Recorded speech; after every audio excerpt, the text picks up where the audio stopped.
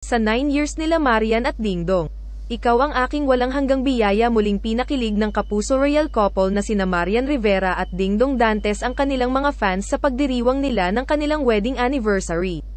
Nagdiwang ang GMA Primetime King at Queen ng kanilang 9th wedding anniversary kahapon, December 30. Binati nila ang isa't isa sa pamamagitan kanilang Instagram page. 9 na taon ng pagmamahal, tawanan, at walang katapusang pasasalamat. Happy anniversary mahal, ikaw ang aking walang hanggang biyaya, ang caption ni Marian sa litrato nilang mag-asawa sa Instagram. Nag-comment naman si Dingdong sa post ng kanyang wifey.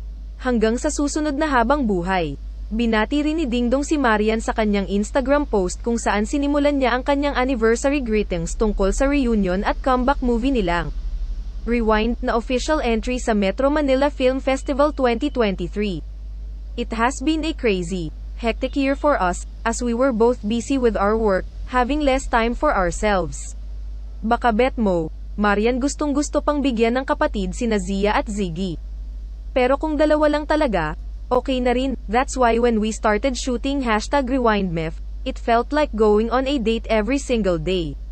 And the bonus became a beautiful film outcome, simulang pagbati ni Dong sa pinakamamahal niyang asawa. Being able to tell the story of John and Mary is a gift. Sharing it successfully with millions of people fulfills a mission.